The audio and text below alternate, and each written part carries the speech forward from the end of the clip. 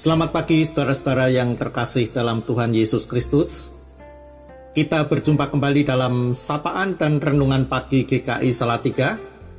Hari ini Jumat 27 Mei 2022. Bersama saya Pendeta Yefta Setiawan Kriskunadi. Sebelum membaca dan merenungkan firman Tuhan, mari kita berdoa. Bapa Surgawi, terima kasih untuk kesehatan, terima kasih untuk hidup yang masih Tuhan karuniakan kepada kami.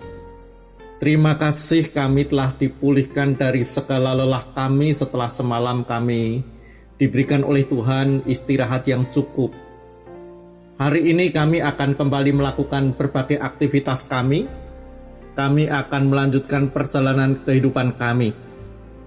Namun sebelumnya kami akan merenungkan sabdamu untuk menjadi pegangan dan tuntunan bagi kami dalam menjalani kehidupan ini.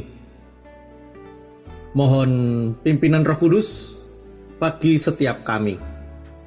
Di dalam nama Tuhan Yesus Kristus, Sang Firman Hidup, kami naikkan doa kami. Amin. Saudara-saudara, saya akan membacakan kitab Wahyu pasal 2 ayat 10b yang akan menjadi dasar renungan pagi hari ini. Begini tertulis, "Hendaklah engkau setia sampai mati, dan aku akan mengaruniakan kepadamu mahkota kehidupan." Adapun tema untuk renungan pagi ini adalah hendaklah engkau setia. Saudara-saudara, ada sebuah cerita dari negeri Tiongkok kuno. Ada seorang bijaksana dan sangat disegani bahkan oleh kaisar sekalipun, namanya Li Sun. Ia mempunyai 3 murid kesayangan yang ia persiapkan untuk menjadi penggantinya. Nah, suatu kali Li Sun menyuruh ketiganya pergi ke negeri seberang. Ia berpesan, setiap kali singgah di sebuah kota dalam perjalanan mereka tersebut, mereka harus tinggal beberapa bulan lamanya agar dapat berbaur dan hidup bersama dengan penduduk setempat, untuk menerapkan ilmu yang sudah didapatkan, tetapi juga untuk menjalani kehidupan di sana, dan kemudian juga menambah ilmu dari pengalaman di dunia nyata. Kemudian mereka berangkat. Lalu mereka pun tiba di sebuah kota kecil yang hampir semua penduduknya pedagang. Sesuai pesan sang guru, mereka tinggal selama beberapa bulan dan mereka pun ikut berdagang. Murid pertama rupanya mempunyai bakat berdagang. Dalam beberapa bulan sudah sukses mendapatkan banyak keuntungan. Lalu ia pun memutuskan untuk menetap di sana dan melupakan tujuan semula ke negeri seberang itu. Lalu murid kedua dan ketiga melanjutkan perjalanan mereka. Mereka tiba di sebuah kota dan sama, mereka tinggal di sana beberapa bulan lamanya berbaur dengan masyarakat di sana. Ternyata kemudian murid kedua ini saling jatuh cinta dengan anak gadis seorang pejabat di kota itu. Rupanya si orang tua juga merestui hubungan mereka, bahkan juga menjanjikan jabatan untuk murid kedua ini. Akhirnya ia menikah dan menetap di kota tersebut dan melupakan tujuannya yang semula. Lalu murid ketiga melanjutkan perjalanannya. Ia tiba di sebuah kota dan tinggal di sana, masih sesuai dengan pesan gurunya. Rupanya di kota itu sedang terjadi atau mengalami teror dari gerombolan perampok. Penduduk kota tidak berani melawan. Ia pun kemudian tergerak untuk menolong penduduk kota. Singkat cerita, berkat ilmu dan kepandaiannya ia berhasil mengusir gerombolan perampok tersebut. Karena itulah, kemudian para penduduk memintanya untuk menjadi pemimpin di kota itu. Tetapi murid ketiga ini dengan segala pertimbangan menolak permintaan itu. Ia pun melanjutkan perjalanannya hingga tiba di tujuan di negeri seberang itu. Dan murid ketiga inilah yang kemudian menggantikan Lisun, gurunya itu. Saudara-saudara, perjalanan ketiga murid Lisun ini dapat dipakai untuk menggambarkan perjalanan kehidupan kita, orang-orang beriman, bukan? Kita di dunia ini ibarat ketiga murid Lisun yang sedang melakukan perjalanan ke sebuah tujuan. Lisun, sang guru, mempunyai pesan untuk ketiga muridnya yang harus dilakukan di dalam perjalanan. Kita pun dalam menjalani kehidupan ini juga mendapat pesan dari Tuhan Yesus, guru kita, mengenai apa yang harus kita lakukan. Salah satu yang Tuhan Yesus inginkan dan pesankan untuk kita adalah agar kita bisa menjadi murid-muridnya yang setia. Pesannya tidak tanggung-tanggung, tertulis di dalam kitab Wahyu pasal 2 ayat 10.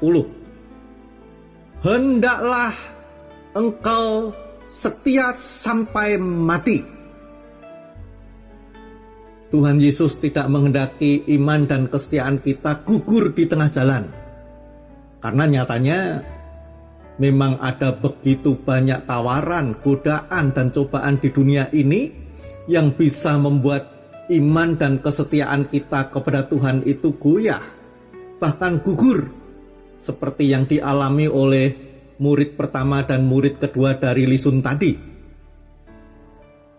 Apa yang bisa membuat iman dan kesetiaan kita bisa goyah atau gugur barangkali mirip-mirip dengan apa yang dialami oleh murid-murid Lisun.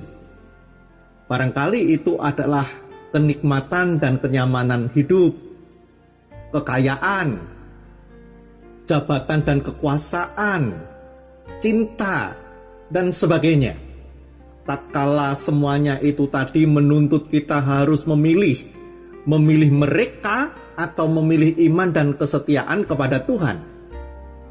Dan bukan tidak mungkin kita bisa terbelokkan oleh semua itu. Karena nyatanya bisa terjadi juga bukan dalam kehidupan di negeri kita ini, bahwa iman kepada Tuhan Yesus itu menghambat atau mempersulit kita untuk mendapatkan sesuatu, seperti misalnya jabatan, kekuasaan, atau cinta dari kekasih yang berbeda iman dari kita.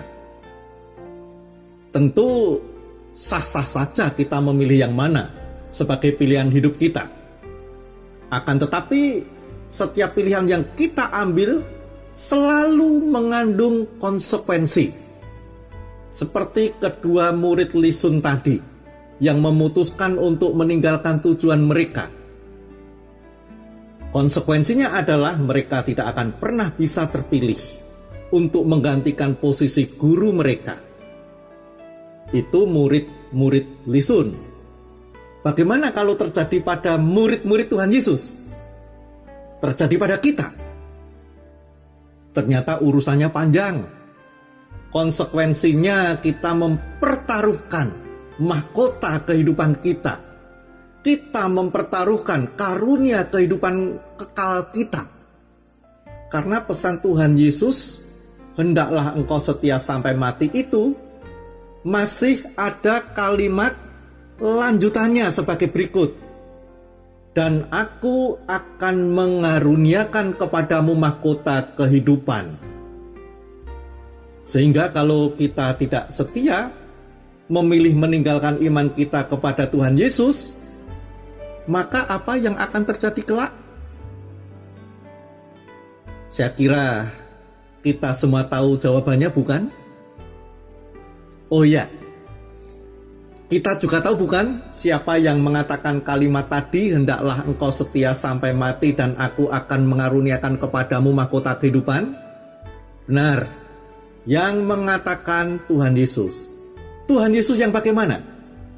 Tuhan Yesus yang sudah berada di surga, yang menjumpai Yohanes dan memintanya untuk menyampaikan keinginan, pesan, kehendak, dan janjinya ini kepada orang-orang Kristen, termasuk kita pada saat ini.